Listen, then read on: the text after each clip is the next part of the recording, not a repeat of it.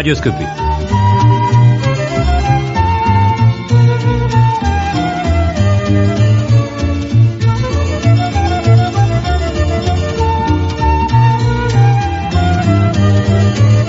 Radioscopie. Alain Robbe-Grillet. Jacques Chancel.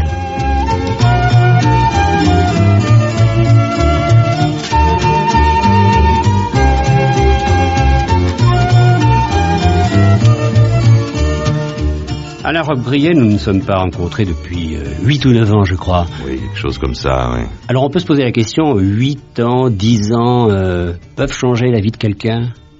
On se transforme dans ce court laps de temps? Oh, vous le savez vous-même, on se transforme et on se transforme pas. C'est-à-dire que la transformation est permanente et on se transforme aussi d'une année à l'autre. Mais il n'y a pas eu dans ces 10 ans une coupure dans mon existence. Parce que ce qui est remarquable comme transformation, c'est la coupure. C'est pas la progression. Il y a eu peut-être une installation. Non, vous viviez à Paris autrefois?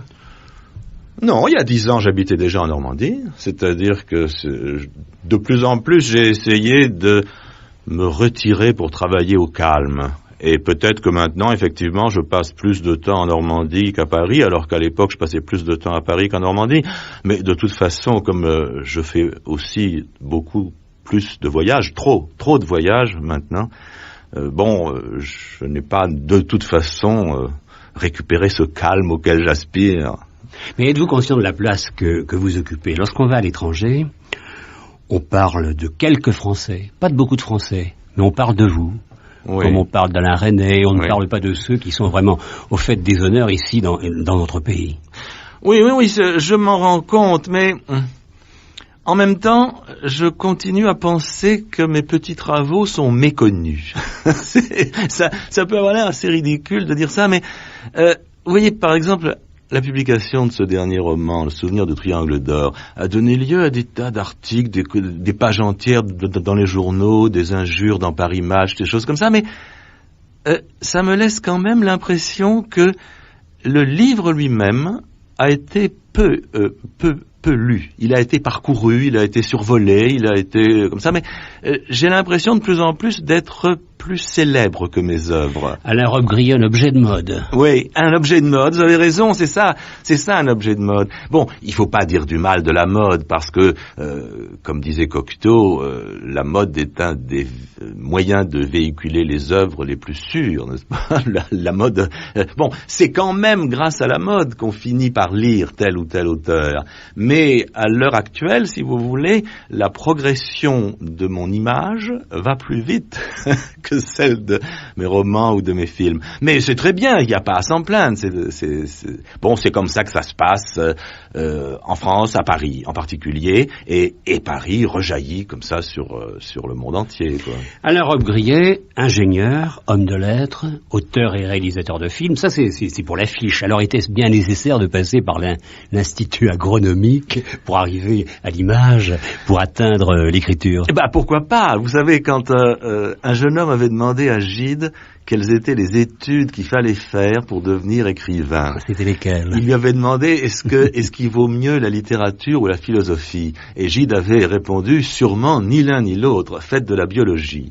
Alors j'ai fait de la biologie, je ne savais pas. Mais sans le savoir. Oui, c'est-à-dire je ne connaissais pas cette phrase de Gide à l'époque, mais effectivement, la biologie est pourquoi pas aussi bien une préparation à écrire. Tout est une préparation à écrire. Être ouvrier tourneur est une préparation à écrire.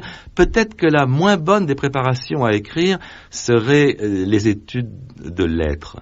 De même que la moins bonne préparation... Vous condamnez tous les professeurs? Non, pas du tout, je les condamne pas. Mais ce ne sont pas forcément des formateurs d'écrivains. De même, je ne condamne pas du tout l'enseignement qui est donné à l'IDEC à Paris, mais je ne pense pas que ça puisse former de véritables auteurs de films. Mais vous avez été poussé, vous, à devenir ingénieur? Votre père était déjà ingénieur. Mon père était ingénieur, et puis affaire de famille, parfois. Vous savez, quand un jeune homme comme ça est un peu doué dans ses études, à l'époque, il commençait par faire du latin et du grec. Alors j'ai fait du latin et du grec, et ensuite, automatiquement, on faisait des études de mathématiques et on préparait une grande école. Bon, quand un bon élève préparait une grande école. Bon, celle qui convenait le mieux à mon amour de la campagne, des plantes, des paysages, c'était en somme l'Institut agronomique. Je voulais être officier forestier à l'époque, parce qu'à l'époque... Il fallait faire Nancy, non? Oui, c'est ça, parce qu'à l'époque, les forestiers étaient des gens qui ne faisaient rien, c'est-à-dire ils parcouraient la forêt à cheval. Et maintenant, c'est tout à fait différent. Il y a toute une bureaucratie de la forêt. La forêt est exploitée systématiquement de façon, scientifique. Et maintenant, ils ont beaucoup de travail, de paperasse, comme tous les autres bureaucrates. Ils vont plus dans la forêt du tout. Aujourd'hui, vous pourriez être ingénieur. C'est un métier que vous sauriez faire. Ça s'oublie. Ça se démode, ça, ouais. Alors. C'est-à-dire que les études que j'ai faites, puis l'exercice de cette profession jusqu'à 30 ans, c'était quelque chose qui demandait à être suivi, si vous voulez. Depuis que j'écris, puis que je fais des films, j'ai complètement cessé d'exercer ce métier. Par conséquent, j'aurais besoin maintenant d'un recyclage considérable, sûrement. Je pense que si je me présentais à l'association des anciens élèves, on me trouverait peut-être une petite sinécure comme ça, mais sûrement pas une place intéressante, pas un poste de recherche, puisque à l'époque j'étais dans la recherche scientifique. Je suis complètement dépassé, si vous voulez, du point de vue de la recherche. Vous avez l'impression que le temps passe vite, car faisons les comptes un peu, Alain Robbe-Grillet. Le premier roman, votre première œuvre, Les Gommes. 25 ans. 25 ans, c'est pas croyable. C'est pas la première, puisque maintenant je viens de publier la première, qui est encore plus vieux et qui a près de 30 ans. Oui, mais là, c'est une coquetterie. Oui. Vous écrivez il y a une trentaine d'années un régicide, vous le portez à des éditeurs qui ne le veulent pas. Oui. Ensuite, je crois que les éditions de Minuit ont été intéressées. Mais moi, j'étais à la Martinique, je continuais mes travaux. Mais c'est par coquetterie que vous dites tout cela. C'est bien, lorsqu'on s'appelle Robbe-Grillet, d'avoir été refusé par les éditeurs à son commencement. Non, c'est pas par coquetterie, non. Mais ça me semble amusant de penser que la maison Gallimard, la même année, 1950, a refusé Beckett, Barthes et moi. Enfin, c'est quand même une bonne année, quoi, pour la maison. Non? Vous en parlez avec eux de temps en temps? Oui, bien sûr. Puis au cas où ils ne le seraient pas. Non, mais vous savez, je suis moi-même maintenant conseiller littéraire d'une maison d'édition.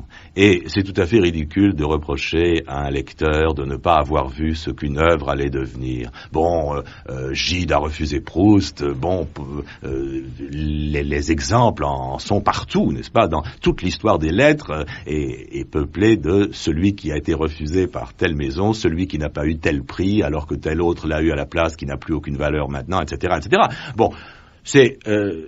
Je pense que quand un lecteur se décide à éditer le livre dont il vient de lire le manuscrit, apporté par un inconnu, il y a une espèce de pulsion personnelle, comme ça, parce qu'il sent tout d'un coup une passion pour ce livre.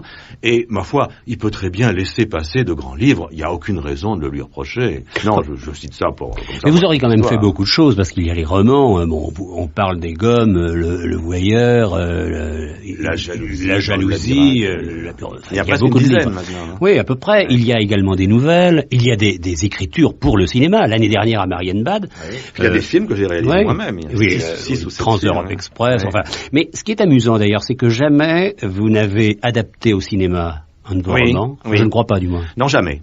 Et jamais vous n'avez porté une de vos écritures pour le cinéma au roman. Non, effectivement. Et ça. C'est difficile à maintenir cette position. Ce sont des arts différents. Oui. Pour moi, c'est faire un film avec un roman, c'est une absurdité. Mais c'est difficile de maintenir cette position dans notre société parce que les producteurs de cinéma sont constamment rassurés par le livre. Et alors, mes romans sont maintenant assez connus, comme ça, ils me disent pourquoi vous faites pas un film avec tel ou tel livre, etc. Et je me rends compte à quel point, pour moi, la matière,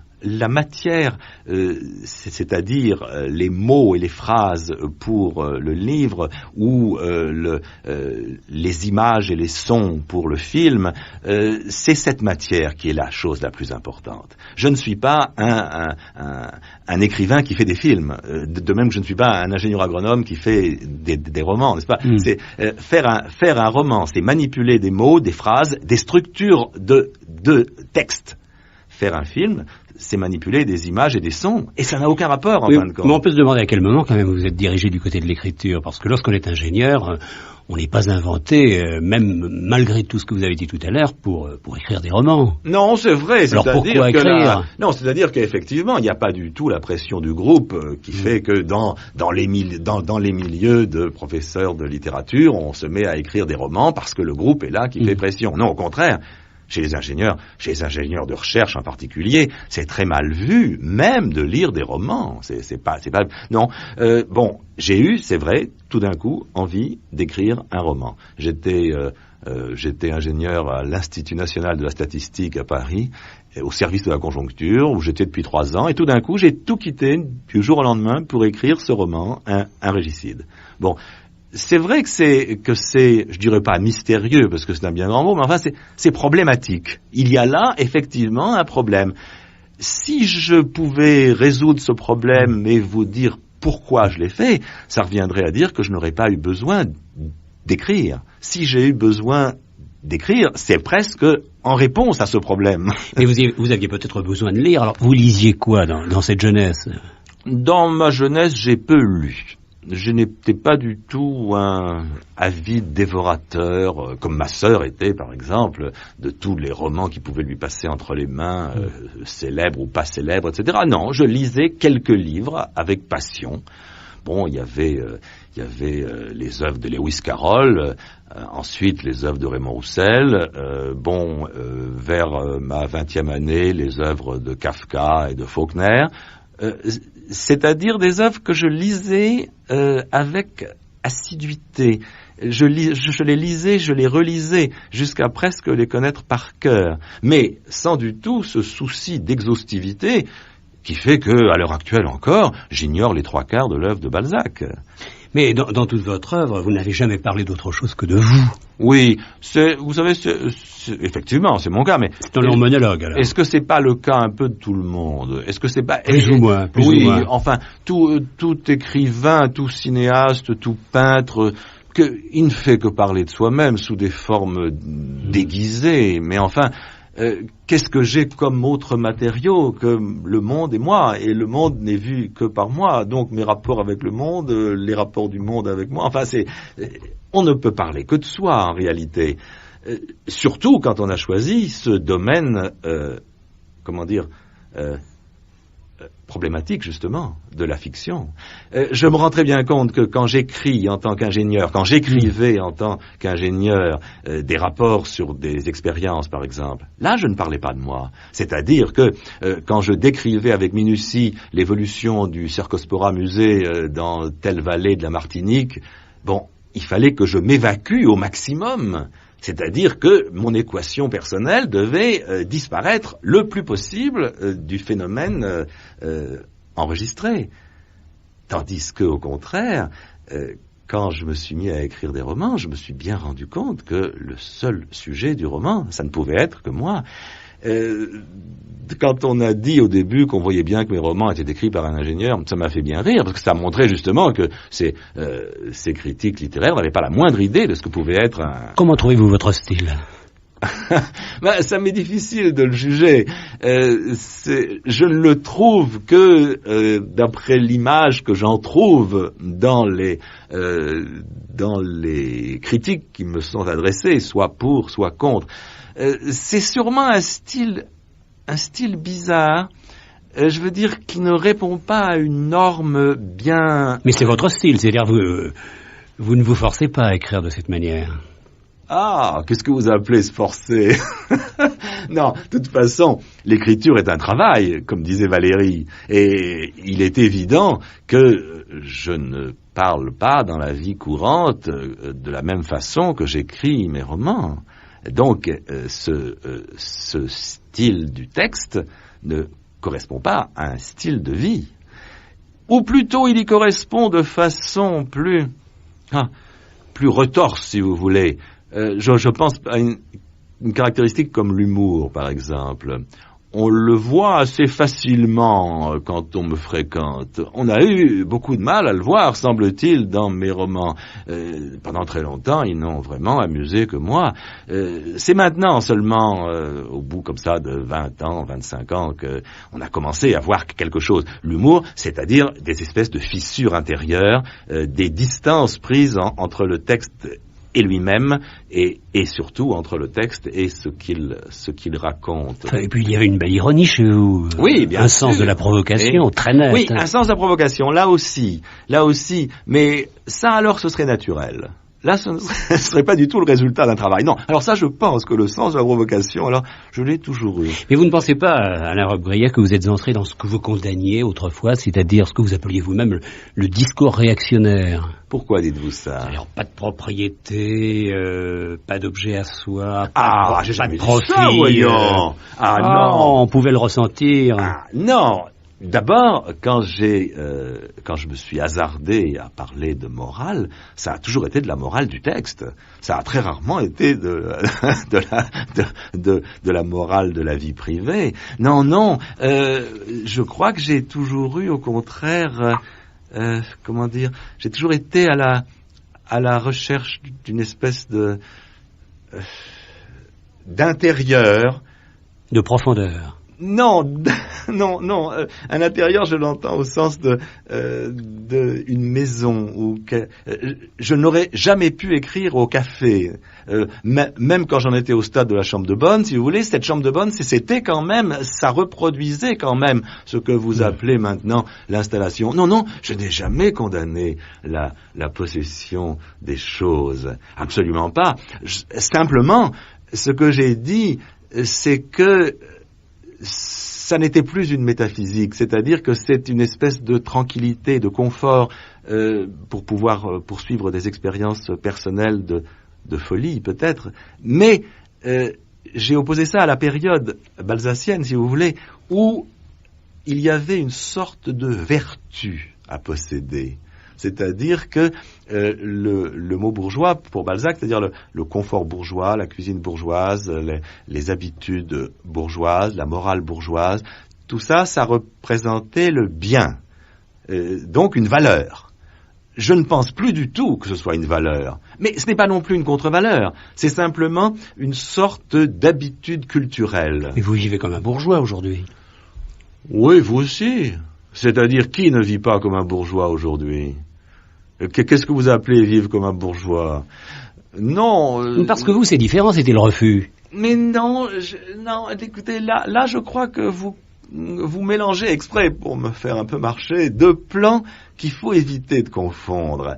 Ce qui a complètement changé, qui est devenu impossible aujourd'hui, c'est de croire à la propriété privée comme valeur. Ça, c'est vrai. C'est-à-dire que c'est maintenant plutôt un point de départ, si vous voulez. Mais un point de départ qui semble presque nécessaire, parce que quand on vit dans une société où si vous vivez à Varsovie, dans un milieu, c'est-à-dire la totalité de la ville de Varsovie, où les gens ne rêvent que d'une chose, c'est d'avoir une voiture. Vous vous rendez compte à quel point cette voiture qu'ils n'ont pas est une obsession qui finit par les traumatiser complètement et par absorber complètement toute leur existence, tous leurs projets, etc. Alors on se dit, dans le fond, les Américains qui ont tous une voiture, ils sont plutôt dans un état de progrès, même intellectuel, puisque justement, la voiture est un objet qui est complètement dominé. Vous savez que la voiture, pour les Américains, n'a plus maintenant aucune valeur. Elle est achetée, elle est usée, elle est jetée extrêmement rapidement. Mais elle sert. Elle sert, c'est tout. Elle sert, mais elle n'est plus déifiée. Or, ce qu'il y avait à l'époque, à la grande époque de la bourgeoisie française, c'est-à-dire le début du XIXe siècle, c'était la déification des objets de consommation. Et on retrouve cette déification maintenant, non pas dans le monde capitaliste bourgeois, mais au contraire, dans la bureaucratie dite socialiste. C'est ce monde-là qui est obsédé par la possession des choses. Le nôtre, au contraire, au fur et à mesure qu'il possédera trop de choses, va s'en détacher, justement, et cette maison où j'habite, cette espèce de confort bourgeois, si vous voulez, ça n'est pas du tout une position morale dans la société. C'est un point de départ à partir duquel, justement, des expériences peuvent être tentées. Si vous voulez, un petit peu, vous savez, le problème du jeu JEU, qui tracasse tant les psychologues à l'heure actuelle. Et qui est important chez vous. Qui est très important. Bon. La grande valeur de l'époque bourgeoise, c'est le travail. On travaille pour accéder à la propriété et c'est une sorte de paradis qu'il faut obtenir. Bon. À l'heure actuelle, de plus en plus, on découvre que ce qui caractérise l'esprit humain et que ce qui fait en somme sa grandeur, c'est qu'il peut jouer avec le monde. Au lieu de subir le monde, il joue avec. Mais il ne joue avec qu'à partir du moment où il a acquis un certain niveau de satisfaction des besoins matériels, si vous voulez. Et ce niveau de satisfaction, il n'est pas absolument fixe, c'est-à-dire qu'il peut, peut-être qu'il devient un peu trop élevé dans telle ou telle société, etc. Mais à l'heure actuelle, si nous imaginons que le rôle de l'homme, c'est de jouer avec le monde, il va bien falloir d'abord le nourrir, par exemple. S'il crève de faim, il n'est pas question qu'il puisse jouer. S'il est pris 10 heures par jour dans une usine qui absorbe toutes ses heures les plus lucides et les plus possiblement créatrices de la journée, c'est pas possible, etc., etc. Et à un certain moment, vous disiez que le sens devait être banni de toute création. Le sens est toujours l'ennemi pour vous, ou vous êtes revenu sur cette vieille idée? Non, ces rapports avec le sens continuent, au contraire, à être pour moi extrêmement importants. D'abord, qu'est-ce que le sens? Bon, alors... Parce que s'il n'y a pas de sens, si vous ne donnez pas de sens à une œuvre, ça devient forcément insignifiant. Non, essayons, si vous voulez, de dire les choses simplement, quoi. C'est-à-dire pas pour des spécialistes. À chaque instant, dans ma vie courante, j'ai affaire à du sens. C'est-à-dire que j'ai l'impression que la société a préparé pour moi des schémas qui me sont imposés comme étant, en somme, le sens de ma vie. Pendant très longtemps, la grande époque bourgeoise a accepté ça comme un bien. C'est-à-dire que la bourgeoisie parlait au nom de la vérité. Il y avait une vérité et, par conséquent, ceux qui ne la connaissaient pas tombaient dans le non-sens, ils étaient des fous, etc. Exactement ce qu'on voit à l'heure actuelle en Russie soviétique. Il y a une vérité au pouvoir et ceux qui ne la respectent pas sont mis dans des camps de rééducation ou des asiles, etc., etc. Bon. Alors, je me dis, mais le sens, en réalité, la notion de sens, c'est une notion qui est répressive. C'est-à-dire, il n'y a de sens que créé par quelqu'un d'autre pour moi. Si je veux jouer avec le monde, c'est-à-dire être le créateur du propre sens de ma propre vie, je dois refuser tout ce qui a été institué comme sens, le sens du monde, c'est-à-dire la vérité avec un grand V et des capitales. Alors la vraisemblance et la vérité. La vraisemblance, comment employez-vous le mot vraisemblance? Là aussi, il faudrait savoir. Comme vous l'avez entendu. Non, parce que la vraisemblance est également idéologique. Retourne. Toutes les études qui ont été faites sur les romans du passé, celle de Genette sur la princesse de Clèves par exemple, montrent que quand on reprochait à ce roman, La princesse de Clèves, son invraisemblance, c'était au nom d'une morale sociale, c'est-à-dire... Au nom de quelque chose qui existe. Oui, mais pas naturel, au nom d'un artifice. La morale sociale n'est pas une nature, c'est quelque chose qui a été produit par une société. Et toute société cherchant à se reproduire identique à elle-même, que les fils soient semblables au père, etc., il est normal que chaque société instaure une vérité. Plus un régime est fort, plus la notion de vérité est forte. C'est-à-dire, le régime stalinien, le régime hitlérien étaient des régimes où la notion de vérité était terriblement forte, univoque, oppressive. Nous, dans nos démocraties pourries, c'est moins oppressant. Vous avez dit démocratie pourrie. Oui. Alors, qu'est-ce qui n'est pas pourri? Mais quand je dis démocratie pourrie, c'est pas un reproche, n'est-ce pas? Parce que je préfère personnellement, cet état de désagrégation du sens, c'est-à-dire que, en fin de compte, la vérité, je ne suis plus du tout le seul à la mettre en question. C'est chacun de nous, c'est tout le monde. C'est non pas seulement les intellectuels, mais de plus en plus les gens dans la rue, et en particulier l'esprit français de plus en plus, qui est caractérisé par ça. Quand on dit quelque chose à quelqu'un, immédiatement il dit « Ah oui, peut-être, mais on est en train de me bourrer le mou. On est en train d'essayer de me faire croire quelque chose. » Cette méfiance, en somme, contre la parole idéologique de la société, c'est la mise en question du sens. Bon, donc, lutter contre le sens. Mais en même temps, je suis un produit du sens. J'ai fait des études, je sors d'une grande école, je me suis inséré, comme vous dites maintenant, dans la vie sociale, d'abord sous forme d'ingénieur agronome dans un institut de recherche international, c'est-à-dire quelqu'un de très bien inséré, puis ensuite j'ai tout quitté, mais peu à peu, comme vous faites remarquer, 20 ans après, je me trouve de nouveau inséré dans un système social, etc. Et je me rends très bien compte que moi-même, j'appartiens à ce sens. Et d'ailleurs, vous remarquez que je parle de façon sensée. Pas du tout, quand on m'entend parler, c'est pas du tout comme quand on entendait parler Artaud, par exemple, ou des gens comme ça. Donc, ces problèmes de sens sont des problèmes insolubles et passionnants. Ah, vous avez parlé d'Artaud. Artaud était-il libre par rapport à vous? Oh, sûrement pas. J'ai un peu connu Artaud et je l'ai beaucoup lu. Les obsessions métaphysiques et sexuelle d'Artaud était terriblement contraignante. En particulier, vous savez qu'il avait une espèce de puritanisme, il avait une morale puritaine qui se développe en particulier dans ses lettres à l'irlandaise là et tout ça, qui ne peut pas passer du tout pour une liberté. Artaud était un visionnaire, mais je ne le classerai pas dans... Il est possible que l'œuvre d'Artaud ait fait progresser l'idée de liberté, ça c'est tout à fait probable, mais en revanche, le personnage Artaud se sentait lui-même terriblement emprisonné par des liens. C'est ça qui allait de la camisole de force qu'on lui imposait à son propre esprit qui lui imposait en somme des carcans comparables. Mais Alain Roquebrune, avez-vous le sentiment aujourd'hui que vous êtes mieux compris qu'avant?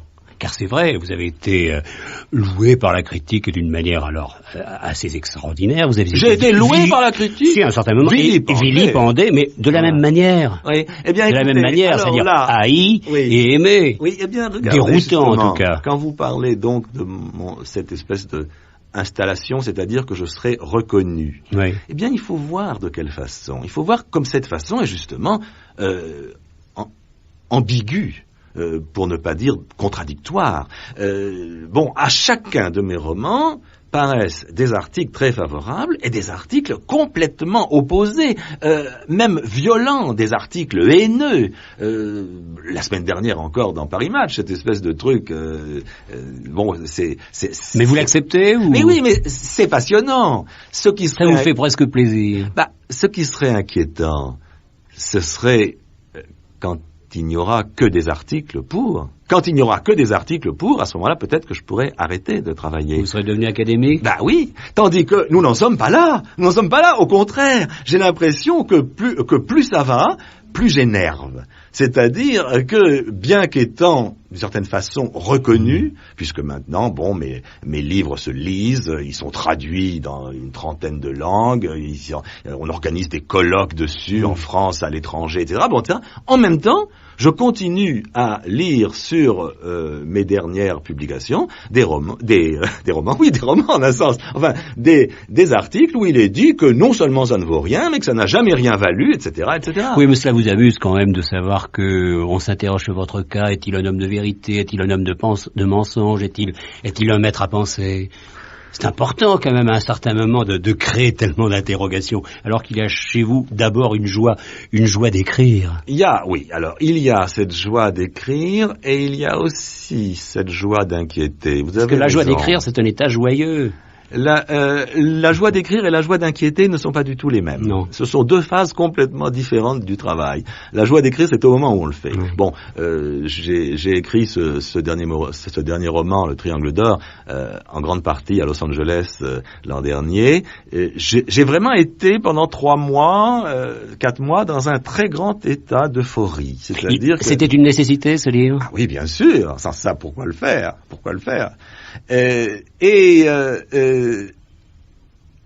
cette euphorie-là est purement personnelle, c'est-à-dire elle ne s'adresse à personne. On est en train de régler joyeusement des comptes avec soi-même, au sein d'une matière, qui est là les mots, les phrases, les structures de récit.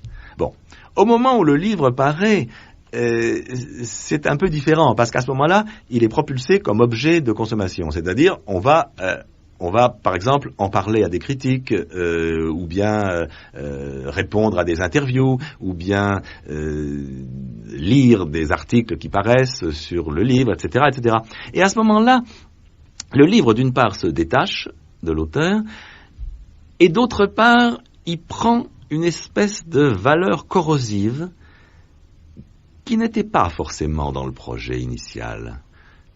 Vous souhaitiez quoi au départ ? Mais je ne souhaite rien au départ. Au départ, je ne sais pas. Un livre est une aventure. Quand je commence un livre, je ne sais pas où il va, je ne sais pas où je vais. C'est une aventure. C'est un peu comme si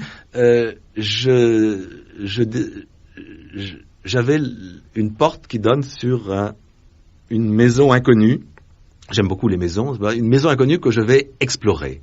Bon, cette exploration, je sais que c'est une exploration créatrice, car la maison n'existe pas si je ne suis pas moi-même en train de marcher dedans, monter les escaliers, entrer dans les pièces, etc., etc. Et je ne sais pas où ça va. L'anecdote elle-même, c'est-à-dire ce qui se passe dans le livre, si vous voulez, c'est produit par le travail d'écriture. Ça n'a pas du tout existé. Au départ, il n'y a pas une histoire inventée. Non, au départ, il n'y a pas dans la tête. Non, il n'y a pas une histoire. Il y a des fragments anecdotiques et des. C'est le mot qui invente l'histoire. C'est l'organisation des mots qui invente l'histoire. Vous n'y croyez pas vous? Si, mais je trouve, alors ça, c'est vraiment le sommet de l'écrivain et de l'écriture. Et voilà. Non, c'est une chose que le grand public a souvent du mal à comprendre, c'est que l'écrivain n'est pas quelqu'un qui a au départ quelque chose à dire. C'est quelqu'un qui est poussé par le besoin de dire, mais qui ne sait pas quoi. Et tout son travail va être l'exploration d'un monde imaginaire qu'il est en train à la fois de créer et d'analyser. Analyser comme s'il existait déjà avant, et de créer, car il sait bien qu'il n'existe pas avant, etc. Mais alors, Brouillat, j'aimerais savoir comment vous jugez les écrivains de notre temps. Ceux qui écrivent beaucoup, qui publient beaucoup, oui. Car d'abord vous savez que vous resterez dans la littérature. Oui. On vous critiquera peut-être, oui. Mais vous resterez. Oui. Alain Robbe-Grillet, ce sera le cinéma, ce sera le nouveau roman, ce sera une aventure installée qui vous est tout à fait personnelle. Oui, sans doute. Alors vous devez regarder les autres, et je réemploie le mot à dessein, vous devez regarder les autres encore beaucoup de coquetterie. Non, parce que je crois qu'il n'y a pas une littérature. Je n'ai jamais été ni dogmatique, et quand j'ai fait du terrorisme, c'était avec un certain sourire. C'est-à-dire que je ne songerai pas à faire lire mes livres à la place de ceux d'Henri Troyat. Je pense qu'il y a des littératures, comme il y a des cinémas. Il y a toutes sortes. Bon, un écrivain du début du siècle qui me passionne, c'est Raymond Roussel. Je me rends bien compte qu'il est très difficilement lisible pour les trois quarts des gens. Le Ulysse de Joyce, qui est tellement célèbre, vous savez que les gens ne le lisent pas. J'ai acheté Ulysse en 1942, c'est-à-dire 20 ans après sa parution, et à ma grande surprise, c'était un exemplaire de la première édition, qui avait été tiré à 1500 exemplaires 20 ans avant. Donc, vous voyez... Ce sont des références précieuses pour vous, parce que vous dites, de la même manière, on ne me lira pas moi, ou on ne me lit pas moi, Au contraire, je suis relativement content, justement, parce qu'on me lit beaucoup plus. Et vous avez un grand public? Eh bien, un public en expansion, ce qui est la chose la plus importante. Bon, j'ai commencé vraiment avec un très petit public, c'est vrai.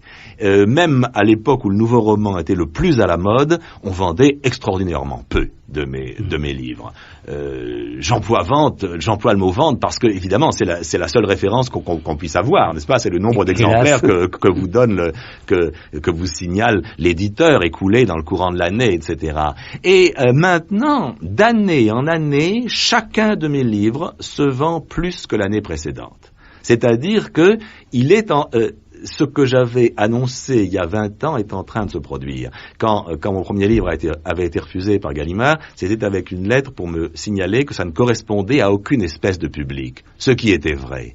Et j'ai dit, oui, mais c'est l'œuvre qui crée son public. Eh bien, c'est en train de se faire. C'est-à-dire que, de plus en plus, un public est en train de se créer à l'image de ses œuvres et peut-être en opposition aussi avec ces œuvres, car il ne s'agit pas en somme de les aimer, ce ne sont pas des des produits de contemplation béate, ce sont des expériences qui doivent exciter l'imagination. Mais si vous aviez eu un prix, vous auriez été aidé. Parce que le projecteur serait allé sur un livre. Oui, c'est-à-dire que encore la mode entrant en action. Oui, mais c'est très dangereux. Et on vous aurait découvert. Regardez, un écrivain difficile classé dans le difficile de la même façon et dans le nouveau roman de la même façon comme Butor, qui a eu un grand prix. Eh bien, quel est le résultat à l'heure actuelle? C'est que seule la modification de Michel Butor est connue du public. Le public ne connaît pas du tout les autres œuvres. Oui, mais peut-être certains lecteurs, à cause de la modification, sont allés vers d'autres livres. Ben non, regardez les statistiques. Oui, mais peut-être Rob Grillet, l'année dernière à Marienbad, a été peut-être un couronnement pour vous. On s'est dit, on veut quand même connaître les livres de ce monsieur. Bon, oui, alors là vous avez raison, c'est là que justement on en revient à ces espèces de courants de mode. Oui. Il y a eu une mode de Marienbad pendant quelques années, et c'est vrai que sans jamais avoir eu de prix littéraire, par exemple, ni de consécration de ce genre, c'est vrai que j'ai bénéficié de nombreux petits coups de pouce de l'actualité, si vous voulez. Et ça c'est très bien, quoi. Mais quel est le sens de votre engagement? D'abord, vous avez l'engagement de l'artiste. Oui. Il n'y a pas d'engagement politique. Vous réemployez le mot sens, n'est-ce pas? C'est-à-dire que si je disons quel est votre engagement, et je gomme le mot sens. Ou alors employons-le, mais avec son acception de direction. D'accord. Quel est le sens? D'accord. Le sens, c'est-à-dire la flèche. La flèche, le vecteur de votre action. Eh bien, et je ne sais pas. Vous savez, je me sens déraisonnablement poussé par une espèce de conviction d'une force qui m'étonne moi-même. C'est-à-dire que quand j'écris un livre ou quand je pense à ce que je suis en train de faire ou à ce que j'ai fait, etc., j'ai cette espèce de de certitude naïve. Vous connaissez l'histoire de Raymond Roussel qui fermait ses stores quand il écrivait pour que la lumière de son génie ne réveille pas les voisins, n'est-ce pas? Bon, eh bien, c'est une chose bien sûr qui fait rire. C'est le même cas pour vous. Mais oui, c'est ce que je voulais dire. C'est-à-dire que il y a cette conviction énorme, inexpliquée, inexplicable, mais qui soutient, il faut le dire, dans les moments difficiles. De toute manière, vous n'avez jamais été pour la clarté romanesque. Il y a une grande clarté dans mes livres. C'est un autre type de clarté. D'ailleurs, un des premiers articles qui avait été écrit sur mes romans, l'article de Maurice Blanchot sur le voyeur, commençait par cette phrase: d'où vient cette clarté qui illumine le voyeur? Puis il faudra quand même un jour chercher, parce que quelqu'un se cache sous le nom de Rob Grillet. Oui, ça peut vouloir dire plusieurs choses que vous dites là. Quelqu'un se cache, c'est-à-dire je suis moi-même en train de cacher quelqu'un. Voilà. Ou bien on finira par découvrir qu'il y avait quelqu'un derrière ces œuvres. Et ce sont deux choses différentes. La première conception de votre phrase, je la refuse. Je ne suis pas du tout en train de cacher quelqu'un. Alors, deuxième conception. Je suis en train de dévoiler quelqu'un. Oui. J'estime que chaque phrase, chaque texte, chaque image de chaque film est en train de dévoiler quelqu'un. Mais on a l'impression que ce quelqu'un fuit, puisque justement, de livre en livre ou de film en film, on le perd, il glisse entre les doigts, etc. Donc, on ne peut pas dire qu'une belle image globale et rassurante d'Alain Robbe-Grillet pour l'éternité a été formée par les livres ou les films que j'ai faits jusqu'à présent. Bon. Mais, alors, deuxième conception de votre phrase, cette œuvre cache quelqu'un. Il y a quelqu'un, mais qu'est-ce que ça voudrait dire? Ça voudrait dire qu'il y aurait une clé? Qu'une fois qu'on aura trouvé ce quelqu'un, l'œuvre sera complètement déflorée. C'est-à-dire, une fois qu'on aura dit, ah oui, Dostoïevski était épileptique. Ça pourrait vouloir dire aussi que vous êtes arrivé très tôt et que peu de gens vous ont compris très vite. Oui, mais alors le quelqu'un dont vous parlez là n'est pas alors une nature ou un caractère, mais c'est une image d'un auteur dans la postérité, c'est-à-dire... Ajoutons de la clarté, Alain Robbe-Grillet. Oui. Vous avez été jeune, avant d'écrire, vous avez été un amoureux de la peinture. Enfin, vous avez dessiné, oui, je crois. Oui. Vous avez bien connu... Et vous aimez, je crois, Magritte. Oui. Et je parle de Magritte à dessein, d'abord parce que vous avez travaillé d'une certaine manière avec lui, parce qu'il y a une exposition en ce moment. Prenons un tableau de Magritte. Prenons par exemple, je ne sais pas moi, le château des Pyrénées. Hein. Vous voyez le gros rocher. C'est l'aigle. Ah non, c'est la pierre qui tombe. Oui, la pierre qui tombe. C'est la pierre qui tombe, et qui est suspendue dans l'espace. Qui est suspendue dans l'espace avec le château la mer en dessous. Alors, est-ce que c'est ça? Oui, c'est cette pierre qui tombe et qu'on retrouve dans toute l'œuvre de Magritte, est effectivement assez fascinante. D'une façon générale, la pourquoi est-elle retenue dans l'air, enfin? C'est le paradoxe de Zénon. C'est la vieille histoire qui a hanté toute l'Antiquité. Quand on a demandé à Zénon s'il pouvait citer une seule chose qui soit immobile dans le monde, Zénon a répondu oui, la flèche en plein vol. Et effectivement, les calculs scientifiques actuels peuvent très bien concevoir que la flèche est immobile. Et là, la pierre qui tombe de Magritte, le château des Pyrénées, c'est effectivement la flèche de Zénon. Elle est immobile et elle est en train de tomber. Pour bien connaître Robbe-Grillet, quel livre faudrait-il lire? Ça dépend. Si vous voulez bien connaître, d'après tout ce que nous venons de dire, il faut les lire tous et voir comment... Est-il nécessaire d'abord de les lire tous? Est-il nécessaire de connaître Robbe-Grillet de toute façon? Si on pose... Ça, vous allez répondre oui. Non, je suis très tolérant vis-à-vis des gens qui ne me lisent pas. J'en vois des quantités et je ne penserai pas à le leur reprocher. Mais si quelqu'un me demande ce qu'il faut lire, je me renseigne déjà sur son état de civilisation personnelle. C'est-à-dire, est-ce qu'il connaît l'œuvre de Faulkner? Est-ce qu'il connaît l'œuvre de Kafka? Ou est-ce qu'il a... Il faudrait commencer par lire Faulkner et Kafka avant de lire Robbe-Grillet. C'est pas ça. Mais si on s'intéresse à l'histoire de la littérature, c'est-à-dire au mouvement qui a porté l'homme de siècle en siècle, il faut tout lire, depuis Platon. L'histoire de notre civilisation. Si au contraire on veut connaître un auteur, il faut lire tous ses livres, et c'est évident.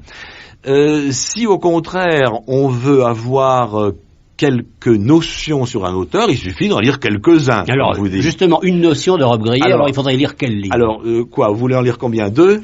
Disons 3. 3. Alors, mettons, Les Gommes. Pourquoi Les Gommes? D'abord parce que c'est le premier. Oui, bon... J'oublie le régicide. Oui, d'accord. Oui, oubliez-le, si vous voulez. Bon, alors, Les Gommes, La jalousie et Souvenir du triangle d'or. Oui. Oui, pourtant, mes 2 livres qui ont eu le plus de succès à la parution, ça a été Dans le labyrinthe et La maison de rendez-vous. Voilà, vous vous intéressez aussi au succès. Non! Alors que peut-être vous êtes totalement dans les autres qui ont eu moins de succès. Absolument pas, je m'intéresse pas, mais je constate que le public a trouvé un accord plus facile avec le labyrinthe et La maison de rendez-vous. Alors, si quelqu'un n'a rien lu et qui veut commencer, peut-être qu'il faut commencer par le labyrinthe. Enfin, je ne sais pas, moi. Non, parce que c'est important ce que vous dites, parce que l'écrivain, d'une manière générale, se méfie de ses personnages. Oui. D'une manière assez générale. Et dans le même sens, non, pardonnez-moi, là, au même moment, le lecteur peut se méfier de l'écrivain. Le lecteur doit se méfier de l'écrivain. Et si l'écrivain ne lui facilite pas le travail, enfin ne lui ouvre pas un peu les portes, écoutez, ne dessine pas un itinéraire... Il y a en tout cas, pour moi évidemment... mon livre le plus important est toujours le dernier. Donc, c'est Souvenir du triangle d'or. Parce que, pour moi, c'est un... Et pour moi, c'est un régicide, le dernier. Alors que c'est le premier. Oui, c'est ça, oui, bien sûr. Oui. Bon, mettons... Tenez, peut-être lire ce numéro d'Oblique. La revue Oblique me consacre un numéro spécial. Alors, je veux dire, c'est énorme. Oui, mais alors, justement... C'est énorme, parce que c'est Robbe-Grillet, vraiment... Oui, mais on n'est pas forcé de tout lire. Toutes les facettes. On n'est pas forcé de tout lire. On peut lire une lettre personnelle à François Mauriac, et puis après... C'est remarquablement fait, d'ailleurs. Oui, bien sûr, ça a été fait par François Josse, très bien. Et bon, je crois pas qu'on puisse consommer entièrement ce pavé d'un bout à l'autre. Hein. Il y a pratiquement autant de signes que dans l'ensemble de mes romans. Ah, il y a quand même l'écriture des films. Mais il y a des tas de choses, et peut-être ce serait une bonne entrée en matière. Mais vous accordez autant d'importance. Ou alors, La Belle Captive, ce livre justement que j'ai fait avec Magritte. Avec Magritte, oui. Pourquoi c'est un récit court, Magritte est à la mode, commençons par là. Mais moi je continue à dire, il y a un texte qui est à l'heure actuelle le plus fort, le plus parfait. C'est Souvenir de Triangle d'Or, parce que c'est le dernier. Mais vous accordez autant d'importance au cinéma qu'à la littérature? Oui Disons et non. co-livre. Oui et non. J'assume moins la responsabilité entière de l'œuvre. Il faut avoir vu quel film? Trans-Europe Express d'abord? Oui, parce que c'est le plus facile. Alors là aussi, c'est celui qui a eu le plus d'impact sur le public à sa sortie. Mais je pense qu'un film comme L'Homme qui ment, qui a été un échec, ou comme Glissement progressif du plaisir, qui a été un succès, mais pour des raisons très suspectes, parce qu'il y avait des jolies filles, quoi. Il y avait Anicet. Il y avait Anicet Elvina, oui, bon. Ces deux films-là ont pour moi une plus grande, plus grande perfection. Vous voyez, j'emploie tout le temps ces mots. J'ai tout le temps l'impression d'être comme un artisan qui manipule une matière, et que il y a un point qu'on peut appeler la perfection, qui est le moment où tout tient debout tout seul, sans avoir besoin du sens, des explications. C'est un texte, quoi. Et bon, pour le cinéma, en somme, c'est un peu pareil. Alors, si je dis que peut-être le cinéma restera moins dans l'histoire de la civilisation, c'est parce que les films ne sont pas le produit de... Même mes propres films, qui ont vraiment un auteur, parce que je fais tout, le scénario, le tournage, le montage, etc., etc., il y a quand même des tas de gens qui interviennent de façon créatrice. Et puis il y a quelque chose de paradoxal. Prenons l'année dernière à Marienbad. Alors il y a deux auteurs. Ah oui, alors on peut se demander pourquoi vous n'avez pas réalisé ce film. Bon, alors... Parce que vous avez presque tout donné à Alain Resnais. Oui, non, c'est-à-dire que je n'aurais pas écrit ce film pour moi.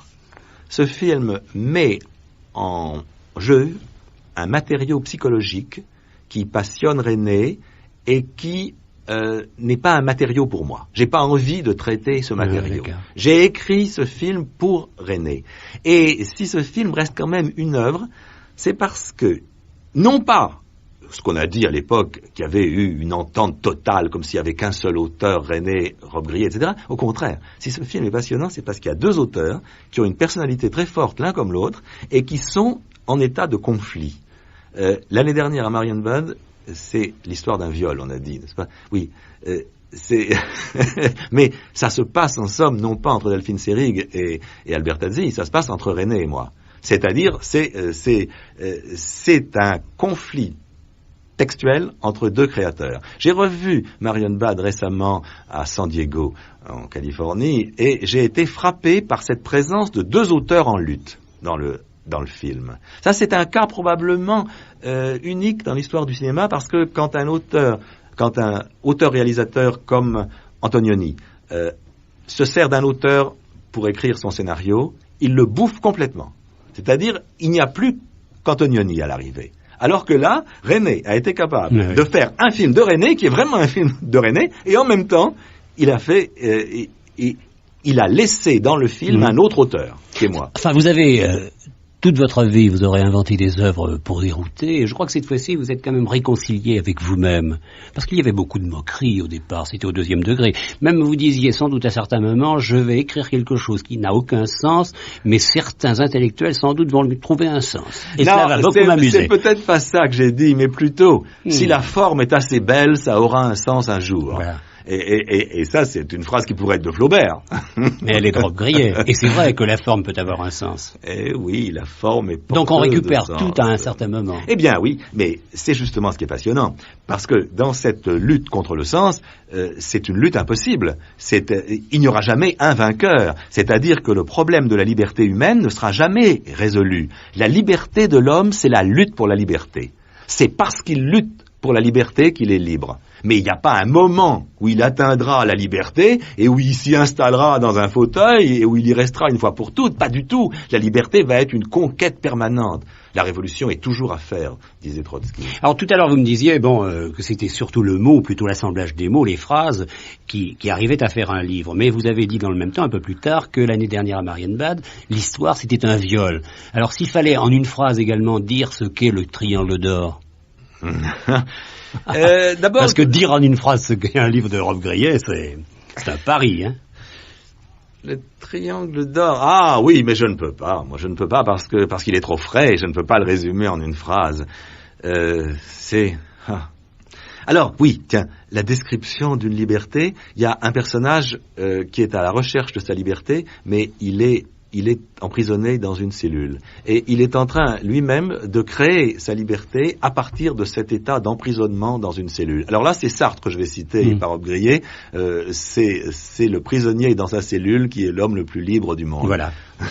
Et dans sa cellule, c'est vrai qu'il finit par être libre, et plus libre qu'avant. Eh oui. Alors, prenons par exemple un régicide. Alors là, vous travaillez sur 2 registres.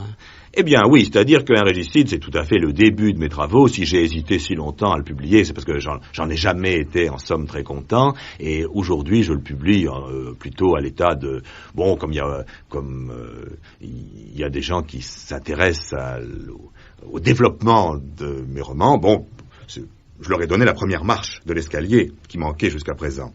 Mais il y a une certaine simplicité qui me semble néfaste, un régicide. Chacun de mes livres est en somme la création d'un espace imaginaire. C'est-à-dire... Il y a 2 espaces alors dans un régicide. Il n'y en a plus que 2. Voilà. C'est-à-dire que dans le triangle d'or, cet espace se déboîte à chaque instant. C'est un espace en expansion qui est vraiment l'espace de la liberté. Tandis que dans un régicide, ce personnage n'a que le choix de rester dans un premier monde ou de tomber dans l'autre. Alors, dans l'un des mondes, il travaille dans une usine. Oui. Dans l'autre des mondes, il se promène sur la côte heureux. Avec des sirènes. Alors, d'un côté, il y a l'utopie, il y a l'espoir, il y a la fièvre, il y a l'idéalisme, et de l'autre côté, il y a la politique. C'est un manichéisme, en somme, comme si la politique était véreuse, et que la liberté... Elle l'est ou elle ne l'est pas, véreuse? Oh, écoutez, Chancel, vous connaissez plus d'hommes politiques que moi, répondez vous-même. Hein. Mais... Vous êtes un peu terroriste, vous. Je pense que l'action politique, pour son efficacité, demande, des simplifications qui sont contraires à l'exercice de la liberté. C'est-à-dire que un politicien qui est mu même par un idéal est forcé de fermer quelques portes. Alors, ça peut être tragique, c'est-à-dire qu'il les ferme toutes, n'est-ce pas, et qu'il n'y a plus qu'alors le monde totalitaire. Mais même un politicien libéral va fermer des portes sans cesse. Alors que le projet de liberté humaine est justement un projet d'ouverture à chaque instant et de créer des espaces qui vont se déboîter et au sein, en somme, d'une sorte de richesse imaginaire. Le monde de notre esprit est infiniment plus riche que ce studio, si vous voulez. Mais vous pourriez appartenir à je ne sais pas, une autorité politique, vous pourriez entrer dans le corset d'un parti. À quoi ça servirait à ce parti? Et à quoi ça me servirait? Non, mais c'est vous. Ah non, je ne pourrais pas. Vos parents étaient de droite. Ah, anarchiste de droite. C'est un cas assez fréquent. Vous êtes peut-être un anarchiste de droite? Oui, tout ce que vous voulez, n'est-ce pas? Quand je vis avec des gens de droite, évidemment, je me sens tout à fait de gauche. Mais il est certain que quand on vit avec des gens de gauche, par moments... je me rappelle Yang Cho, ce cinéaste hongrois de très grand talent et même de génie, qui est le cinéaste officiel de la Hongrie communiste et qui vit à Rome. Pontecorvo lui demandait une fois, mais pourquoi est-ce que tu vis à Rome? Et Yang Cho a répondu, j'étais présent, je peux en témoigner, pour conserver ma foi dans le communisme. Alors j'en reviens au régicide. Un régicide, car il y a également cette idée que vous faites transparaître, que vous faites respirer, c'est une société, vous n'aimez pas une société qui serait dominée par l'Église. Or en ce moment, Par un parti de l'Église. Le parti de l'Église. En ce moment, vous avez le pape qui fait un triomphe au Mexique. Alors, comment recevez-vous ce triomphe? C'est le parti de l'Église qui triomphe. Oui, le parti de l'Église, c'est un peu métaphorique. Ce roman est bourré de métaphores, n'est-ce pas? Comme Rob Griguet. Oui, bien sûr, à la longue, on s'en aperçoit. Mais en tout cas, le parti de l'Église, de façon précise, correspondrait plus à un parti communiste bureaucratique qu'à cet État du Vatican, en somme débonnaire, non? Enfin, nous ne sommes plus. Enfin, moi, je ne me sens pas vraiment opprimé par l'Église. Je me sens opprimé par un puritanisme qui, effectivement, est l'héritier de l'Église.